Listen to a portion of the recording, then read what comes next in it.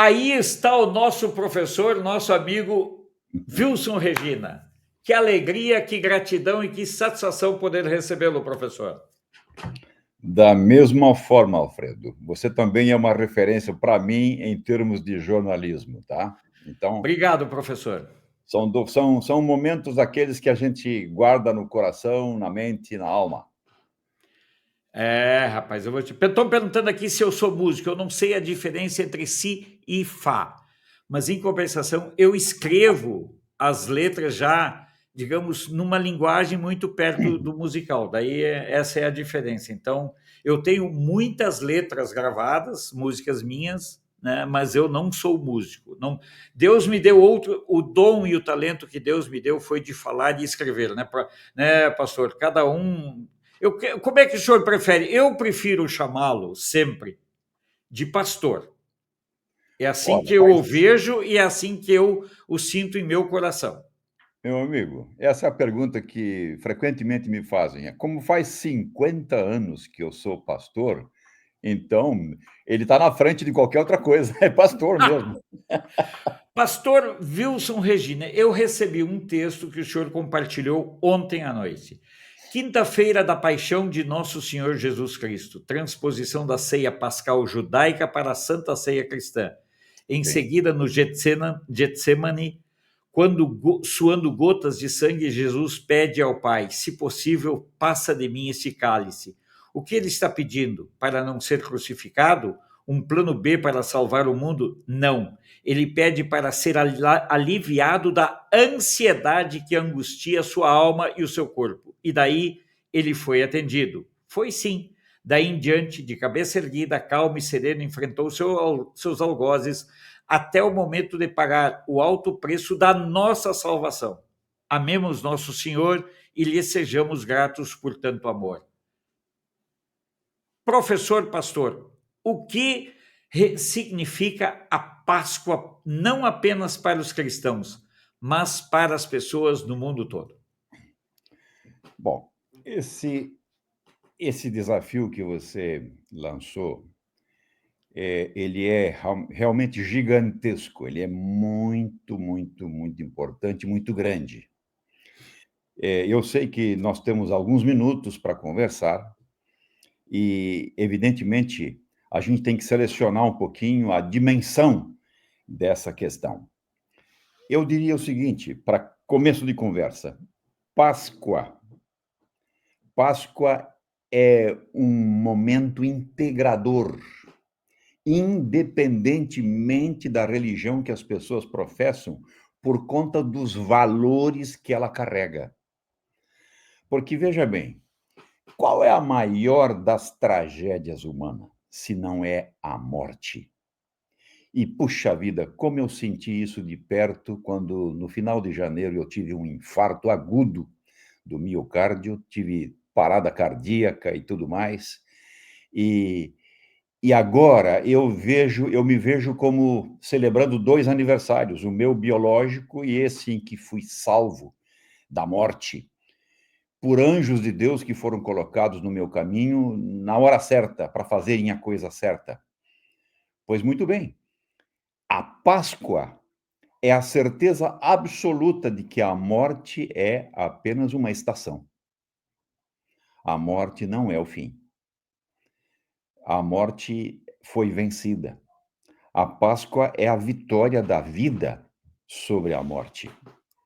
É a esperança verdadeira, com todas as letras no maiúsculo.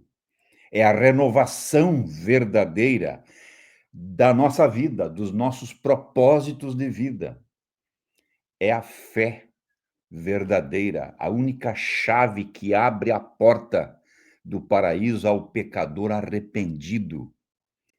É a vitória final sobre todas as mazelas humanas, sobre todas as dores, as adversidades, as contrariedades, as injustiças. E, finalmente, é o acesso ao amor por excelência. A palavra amor, na língua grega, dentro do Novo Testamento, é agape. Agape é o amor que não tem comparação. Não existe comparação na face da terra com o amor daquele que dá a sua vida pelos seus amigos. Mais que isso, não foi somente pelos seus amigos, foi também pelos seus inimigos. Então, o amor de Cristo nos move, nos constrange, nos empurra. E nos empurra, sobretudo, para que nós, fazendo bem a nós mesmos, para termos as condições de fazermos o bem aos outros, sejamos induzidos a perdoar. O sujeito que perdoa é o primeiro a ser beneficiado com o benefício do perdão, porque ele tira das suas costas um peso inútil que ele está carregando. Eu sei que falar isso no momento em que a gente presencia tanta injustiça, tanta dor, pode parecer um paradoxo. Mas olha, aquele sujeito que podia ter feito assim, ou assim, ou assim, mas fez assim, para poder fazer assim com cada um de nós, Jesus, o Cristo, o que foi que ele pediu? Qual foi o último pedido de Jesus Cristo na cruz? Pai, perdoa-lhes, porque essa gente não sabe o que está fazendo. Bom, Alfredo e todos os teus ouvintes, todos os teus seguidores, veja, eu quero colocar uma coisa aqui que é da maior importância. Por exemplo, não existe na face da terra uma religião mais perseguida que o cristianismo. Por que será? Por que o budismo não é tão perseguido? Por que o espiritismo não é perseguido? Por que tantas religiões não são perseguidas, mas o cristianismo é?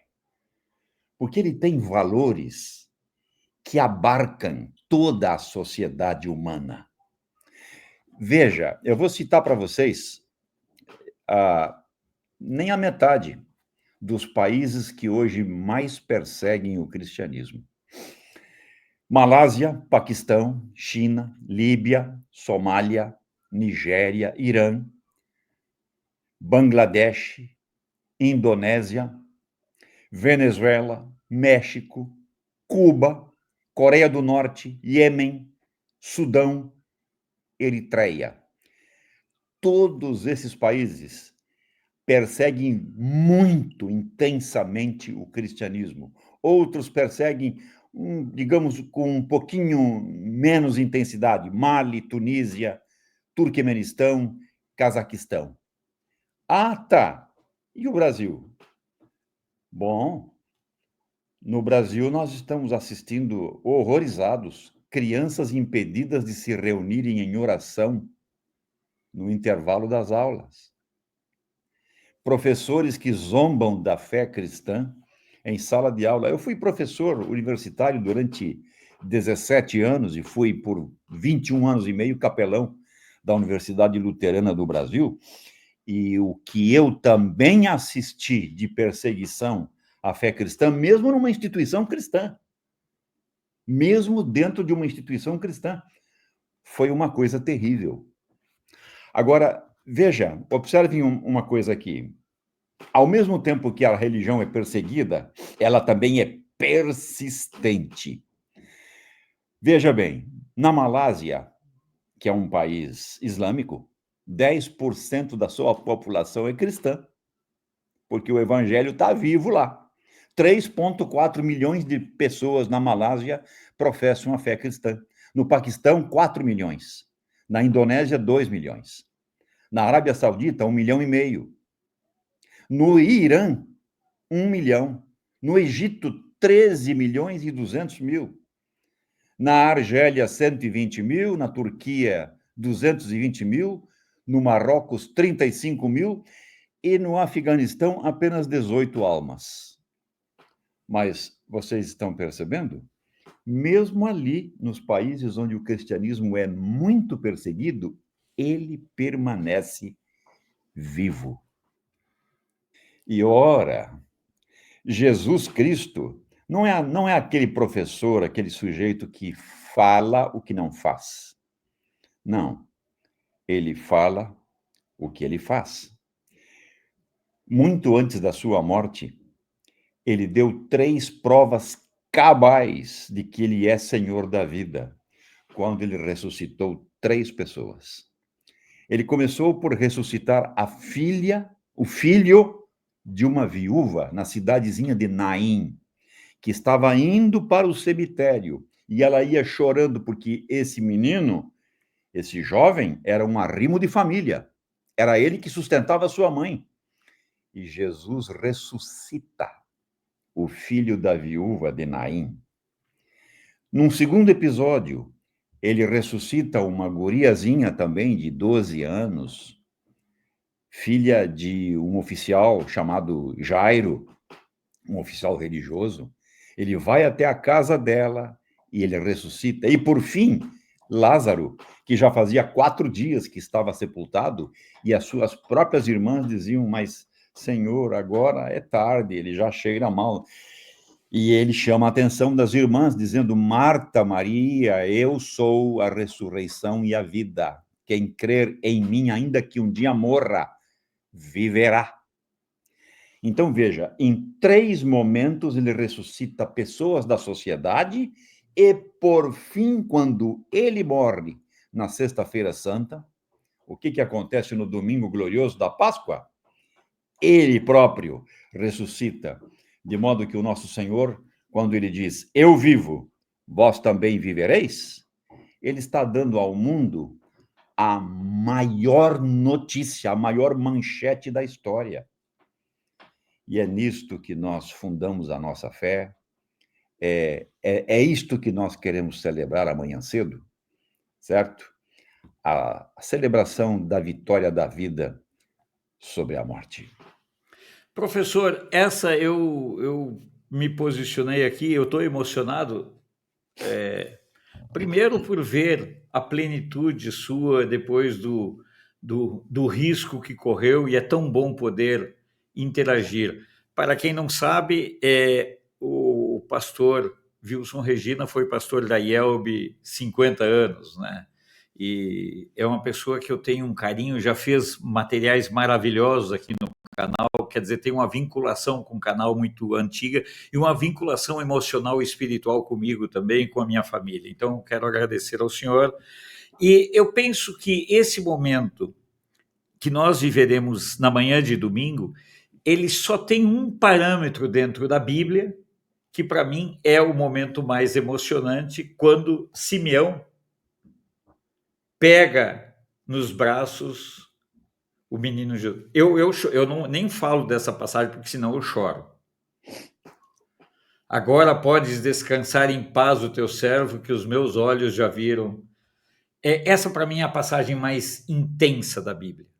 Quando Simeão, né, pastor, pega o menino Jesus no colo.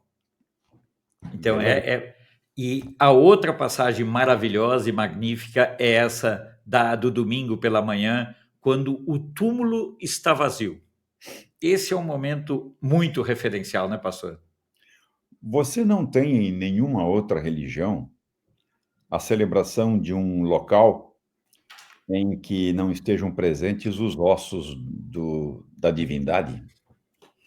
Ou seja, você, quando vai ao túmulo de Jesus, você vai celebrar um túmulo vazio, nunca um túmulo preenchido. Porque justamente o túmulo, aí que está, essa é a mensagem. O túmulo, o nosso túmulo, também não é o fim. Ele apenas é uma estação. Ele apenas é uma passagem. Aliás, a palavra Páscoa, ela originalmente significa passagem. Ela vem lá atrás da libertação de Israel do Egito, depois de 430 anos de escravidão.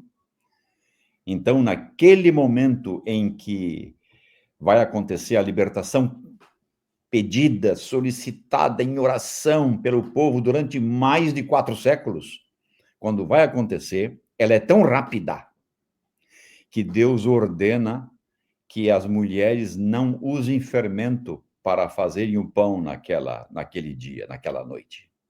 Porque não daria tempo de esperar a fermentação do pão, da massa. Tão rápida seria a libertação. E quando eles comessem o cordeiro, que simbolizava o futuro cordeiro de Deus, que haveria de tirar o pecado do mundo, esse cordeiro não podia ter nenhum osso quebrado, não podia ter nenhum defeito, e o seu sangue deveria ser usado para pintar as portas das suas casas. De modo que quando o anjo de Deus veio e viu o sangue nas portas, ele pass over, ele passou por cima. Quando Deus passa sobre nós, ele nos abençoa. Por isso que também no final dos cultos, na igreja luterana, quando o pastor ergue os seus braços e proclama a bênção final, despedindo a comunidade para mais uma semana, ele diz que o Senhor os abençoe e os guarde, que o Senhor faça resplandecer o seu rosto sobre vós e tenha misericórdia de vós, que o Senhor sobre vós levante o seu rosto e lhes dê a paz. Então, veja bem, a paz é o objeto mais caro que há na face da terra. Não tem ouro, não tem prata, não tem dólar, nada é mais caro do que a paz. E como é difícil de adquiri-la. Como as pessoas realmente parece que preferem a guerra, preferem o desentendimento, a discórdia, não é? Mas Jesus Cristo nos mostrou o tempo todo que a paz é o bem maior.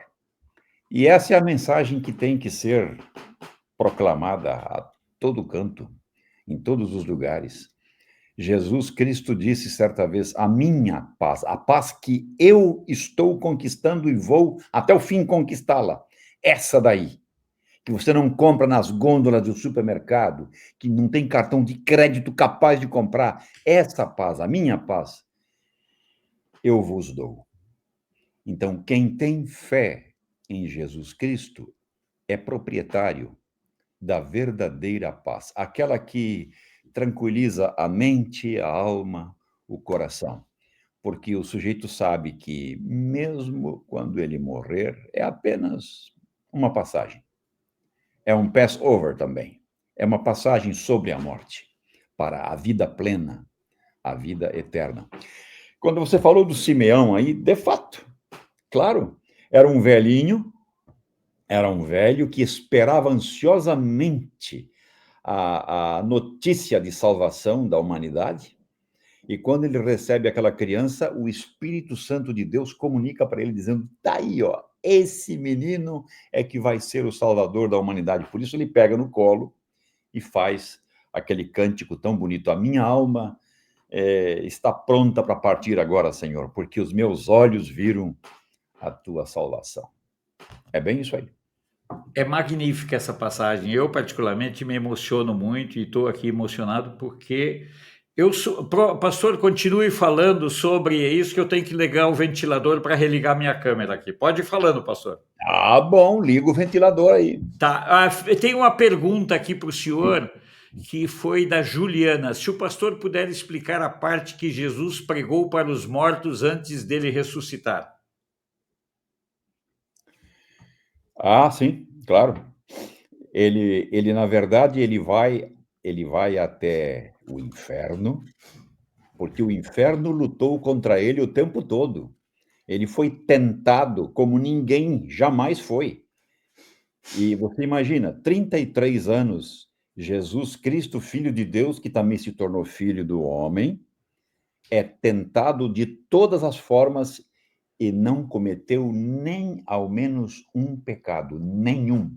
O único ser humano que habitou esse planeta, essa terra, e se pode dizer dele, não cometeu nenhum pecado, é Jesus, o Filho de Deus. Então, quando ele morre, antes de ele se apresentar vivo, ressuscitado, ele vai ao inferno para mostrar a sua vitória. Ele vai para mostrar. Ele não vai lá para recuperar quem está lá. Não. Ele vai apenas mostrar para os seus inimigos que a vitória lhe pertence, que a vitória é dele. É isso. Pastor, eu espero que o senhor venha muitas outras vezes, possa atender o meu convite, porque é uma questão muito séria.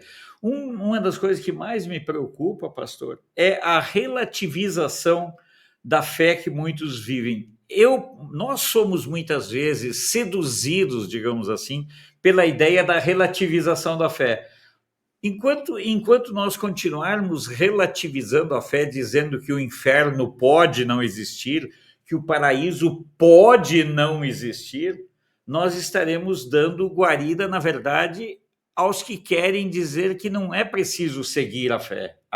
E isso é um problema que eu vejo como sério. Queria que o senhor falasse um pouco, dentro desse espírito da Páscoa, a questão da relativização da fé.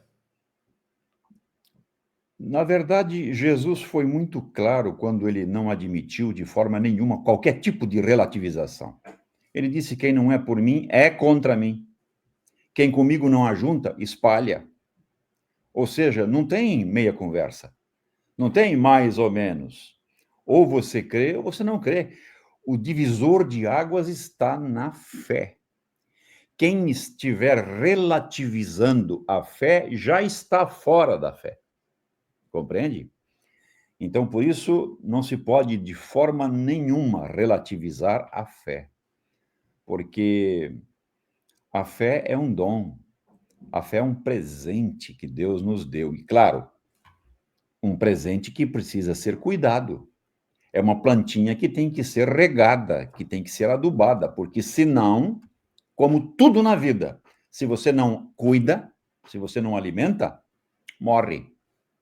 Então, eu acho que a fé, que um dia foi iniciada no batismo, na vida de muitas pessoas, ela foi ela foi minguando, ela foi morrendo, porque ela não foi devidamente alimentada. A coisa mais triste que tem é quando a gente vê famílias inteiras que nesta hora se preocupam apenas com o coelho, com o chocolate, com a confraternização, mas ninguém está nem aí para o objeto principal dessa celebração. É a mesma coisa no Natal. No Natal as pessoas se presenteiam, se abraçam, se beijam, comem, bebem, mas se esquecem do aniversariante, se esquecem do ser que dá razão de ser para aquela celebração. A vida não tem sentido nenhum sem fé. Se você matar a fé, você matou o sujeito. Você matou a esperança da pessoa. Porque quando eu creio, e veja bem, a minha fé, ela simplesmente não depende de provas, ela não depende de A mais B, 9 fora. É uma coisa que eu tenho ou não tenho. E se eu tenho, eu preciso adubá-la. Eu preciso conservar esta fé na palavra do Senhor. Se você abandonar a palavra revelada, a palavra de Deus, achando que você pode alimentar a sua fé com outras coisas, não vai acontecer. Não vai rolar. Entende? Basta lembrar, né, pastor, que lá mesmo o Paulo, e o meu filho sempre fala as pauladas de Paulo, o próprio Paulo fala: ora, a fé é o firme fundamento das coisas que se esperam e a prova das coisas que não se veem. Ou seja, Exatamente. e todas as noites, quando eu oro com a moça do café, usando a tecnologia, porque nós estamos separados, apartados, não separados, distanciados, mas unidos, Sim. todos os dias eu peço que Deus fortaleça a minha fé. É o meu pedido mais pungente, mais do que pedir por saúde, pela saúde dos net espectadores, pastor. Eu peço que Deus fortaleça a minha fé. Sim. O meu irmão, havia um presidente na igreja luterana que, quando eu era pastor de campo, num dos grandes eventos que participei, em que ele foi o pregador, ele, ele proclamou uma mensagem que me marcou profundamente. Ele fez esse gesto aqui e disse assim: Deus se algemou aos próprios meios da graça que ele criou. Meios da graça significa meios pelos quais ele te agracia, ele te levanta, ele te sustenta, ele te encaminha para a plenitude da vida eterna. E quais são esses meios da graça? Aí que tá. É isso aqui, ó. É Bíblia Sagrada, é palavra revelada, é Santa Ceia, é batismo.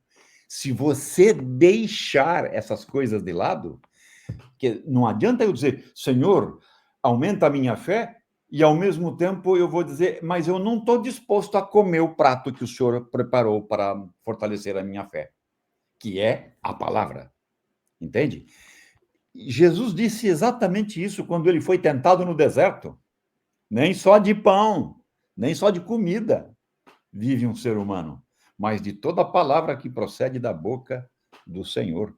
Então, eu diria que talvez a coisa mais importante que nós possamos passar nesses tempos tão bicudos e tão difíceis é que as pessoas voltem humildemente a se alimentar da palavra revelada, porque é lá que o Espírito Santo vai moldar, modificar, transformar, fortalecer a nossa fé.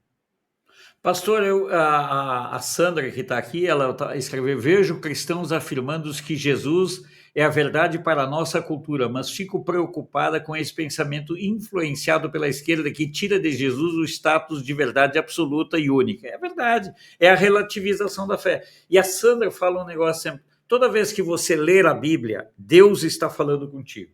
Isto, Toda vez perfeito. que você ora, você está falando com Deus. Perfeita colocação, sem reparo nenhum. Eu também creio nisso. Quando eu oro, eu falo com Deus. Quando eu leio a Bíblia, ele fala comigo. Pastor, eu estou.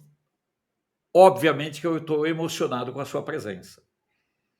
Porque toda vez que eu escuto a palavra de Deus, e quando eu escuto, quando eu tenho a graça de receber uma mensagem sua, eu fico feliz. E eu agora consegui fazer uma coisa muito importante: eu saí de mais de 500 grupos no meu WhatsApp e eu voltei a poder conversar com as pessoas. Que bom.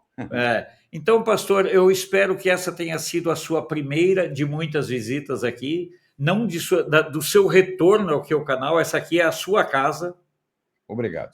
O senhor sabe disso. Durante um tempo, o senhor produziu materiais belíssimos para o canal de Brasília. Palavras sem prazo de validade. E palavras sem prazo de validade. E eu penso que o principal do pastor é o seguinte: são exemplos de uma vida inteira.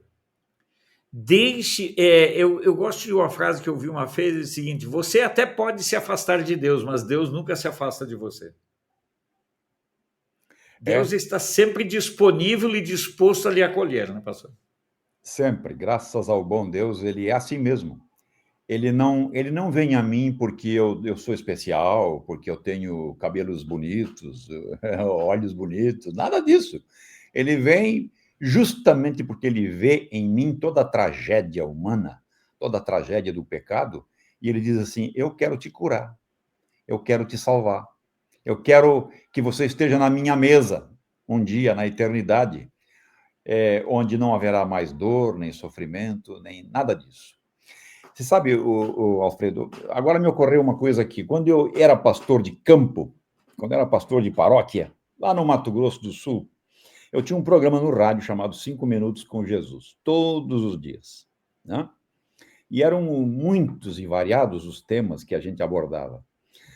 Um dia, antes de eu entrar para o serviço religioso, para o culto, meia hora antes de eu entrar, eu recebi um telefonema de uma senhora que tinha ouvido durante toda a semana a minha fala no programa 5 Minutos com Jesus, pela Rádio Cultura de Naviraí, Mato Grosso do Sul. E ela disse assim: pastor, a gente peca e se arrepende, peca e se arrepende, peca e se arrepende. E se a morte pegar a gente na hora do peca e não der tempo do se arrepende? O que acontece com a gente?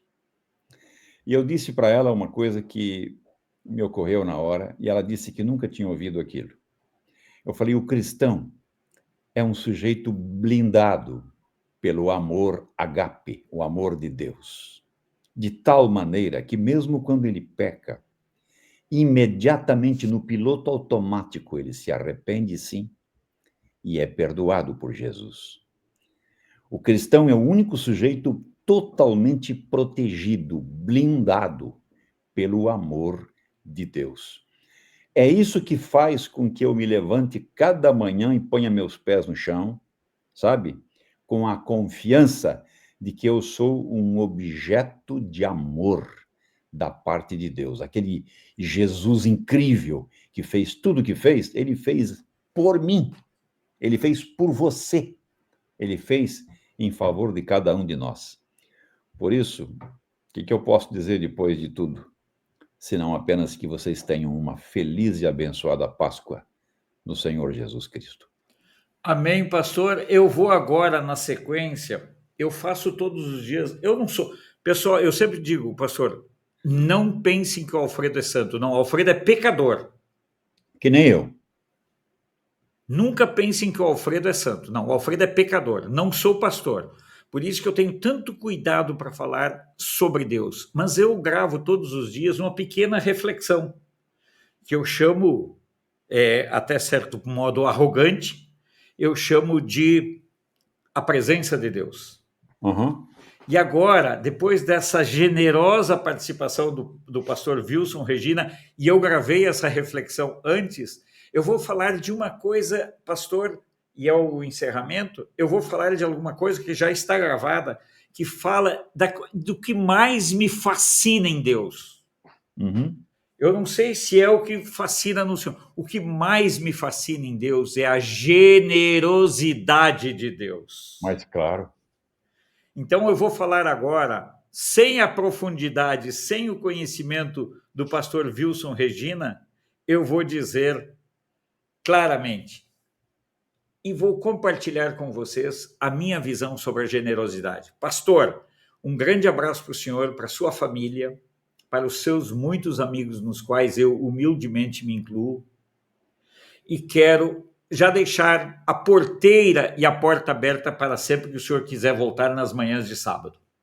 Tá bom, pastor? Já que você está deixando a porteira aberta, e eu gosto muito de atravessar essa porteira, então eu vou te dizer uma coisa. Você fala que você não é músico, mas você faz músicas, não é? Você sabe que houve um tempo em que também a veia poética era forte em mim. Eu também me metia nessas questões musicais. E tem uma canção que um dia eu construí, eu fiz, e ela se tornou até mesmo um musical aqui em Porto Alegre. Terra, terra, terra, ouve a palavra do Senhor.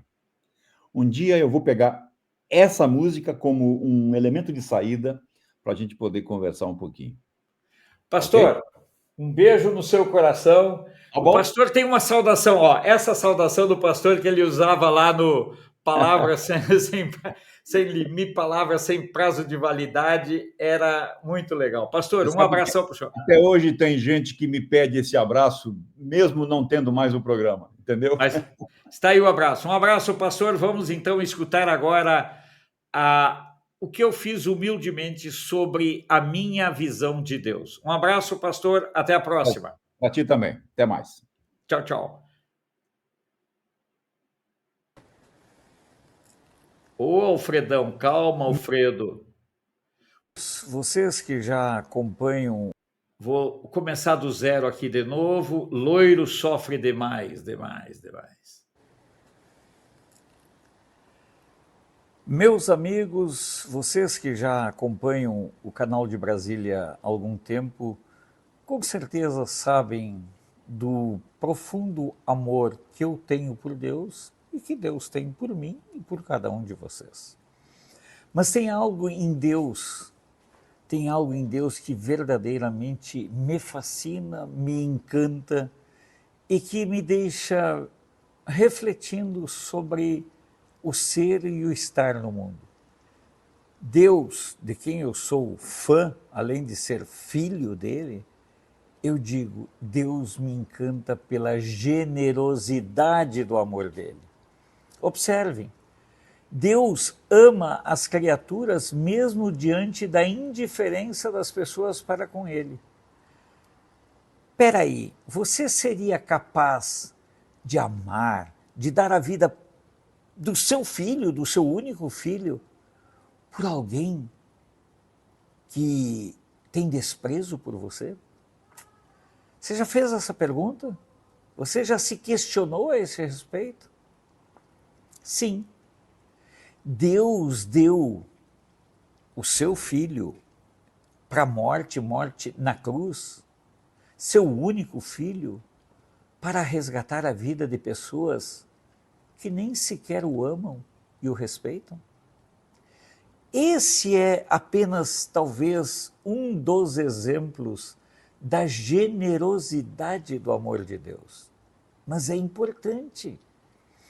É muito, muito importante que você pare para pensar e tente se colocar no lugar desse pai tão generoso, que é o seu pai, eu sou criacionista, ao ponto de entregar em sacrifício e morte na cruz para nos resgatar para o paraíso, para a vida eterna, colocando o seu filho no nosso lugar. Porque quando Jesus é crucificado, e agora, nesse sábado, é o momento no qual ele está lá no inferno lutando contra a morte, vencendo a morte, vencendo o demônio, para ressuscitar e depois subir em glória aos céus. Imagine então que Deus colocou a vida do seu único filho, sacrificou esse ser para salvar você. Pense nisso. Você seria capaz disso? Mas Deus é generoso em outros momentos. Deus é generoso sempre. Deus é amoroso sempre. Deus é magnânimo. Deus é presente. Ontem eu falei que muitas vezes nós nos desconectamos de Deus, mas Deus não se desconecta de nós. E eu creio que algumas pessoas não entenderam que eu disse que nós conscientemente, enquanto estamos dormindo, não continuamos tendo essa ligação com Deus, até porque o sono é um mergulho profundo e letárgico também pelo desconhecido. Mas Deus continua nos guiando, cuidando de nós, mesmo nos momentos do nosso sono. Observem isso. Preste atenção para entender a generosidade de Deus. Para entender toda essa generosidade, você não pode ficar analisando algumas partes. Deus é sempre generoso. É generoso no apoio, é generoso nos livramentos.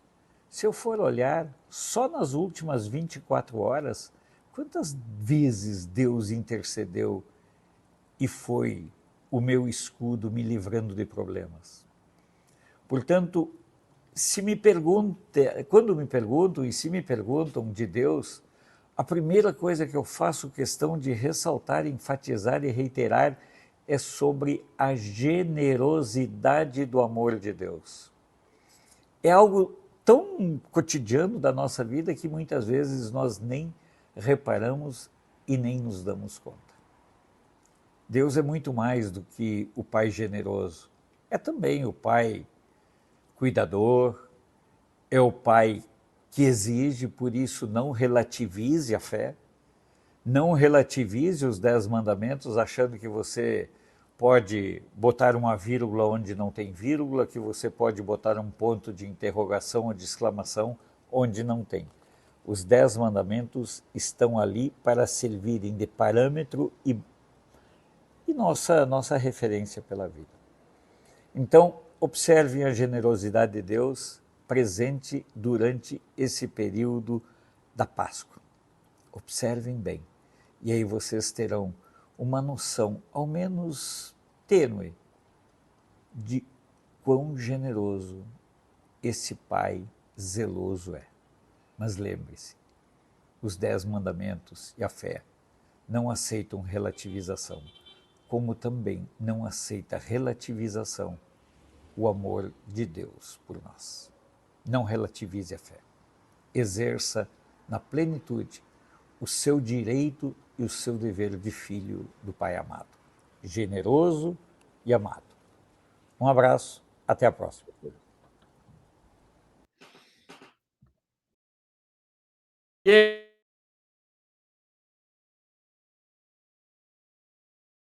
O microfone está calado, mas muito obrigado a vocês.